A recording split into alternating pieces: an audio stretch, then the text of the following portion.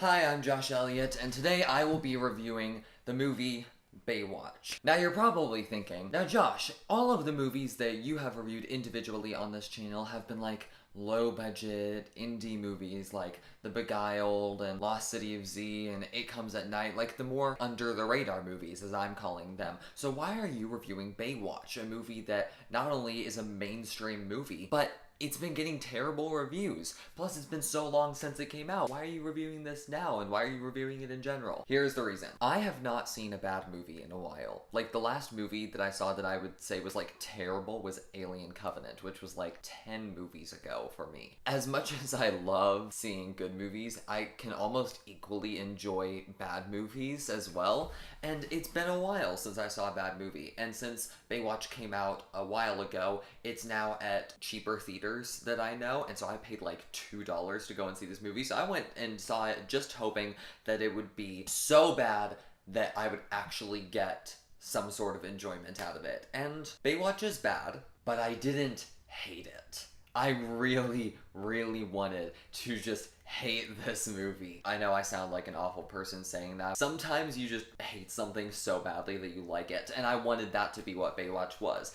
And there were things to like about Baywatch, but they were things to like just period, not out of enjoyment of how bad they were. And the bad things were just straight up bad, and I had no enjoyment in them whatsoever. So Baywatch is a movie remake of the 90s TV series starring David Hasselhoff and Pamela Anderson. Dwayne Johnson is playing Mitch Buchanan, who was David Hasselhoff's character in the TV series, but David Hasselhoff's character from the TV series still exists in this universe. So there are two people in this universe named Mitch Buchanan that have been the main lifeguard at Baywatch. There's also a girl named CJ in this universe, and I found out that was also Pamela Anderson's character's name in the TV series, and she also exists in this universe. And so, is this a shared universe or isn't? Because I really do not know. The movie's about Zac Efron. He's basically the point of view character, and he's a really selfish person as well. Everybody in this movie is actually a really selfish person. Basically, it starts off as just this training process for Baywatch and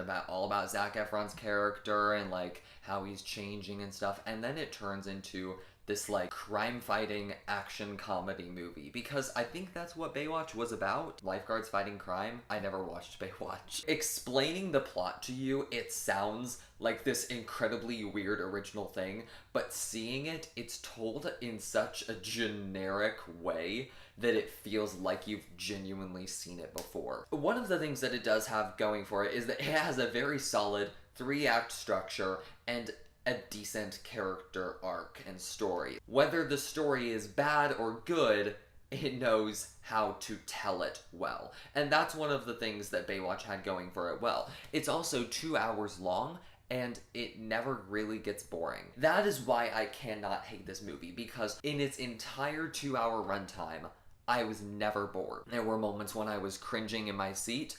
There were moments when I just wanted the movie to just stop existing, but I was never bored. I still was fully invested in what was happening. Not exactly in a good way, but I was still invested. The best part is probably Zac Efron, because he is one of the few things in the movie that I would not only call not bad, but genuinely good. I think he's one of like the best comedic actors of this generation, because he just knows how to take just selfish guy and turn them into a sympathetic character that you can root for, and also be funny while doing it. The rest of the characters, can't really say much about them, because none of them are likable. There is really one other character that is likable, and his name is Ronnie, but he is like the typical like nerdy fat guy that's on the Baywatch team, and so the movie takes every opportunity that it can to make fun of him. His character is a good person,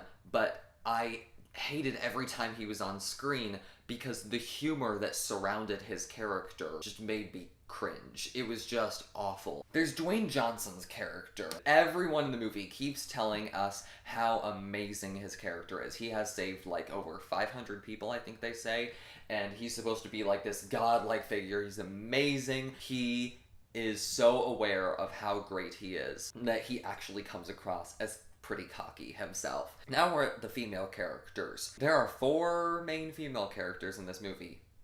None of them have a personality. There, you got CJ, who is the only one that has a hint of a personality, and it's only because she has a romance subplot with Ronnie. They have genuinely good chemistry together, so I enjoyed watching them together. CJ on her own, however, just was not good at all. The girl who's like with Dwayne Johnson's character all the time, Stephanie. I couldn't remember her because she has like nothing to do in the whole movie. And then you got Summer, who is like the main female and like Zac Efron's love interest. And the only reason we are supposed to like her is because she's Zac Efron's love interest. The rest of the time, she's honestly an awful person. From her very first introduction, her very first line is when Zac Efron says hi to her. He says, "Hi, Matt Brody," and she passes by him and says, "And not a single was given."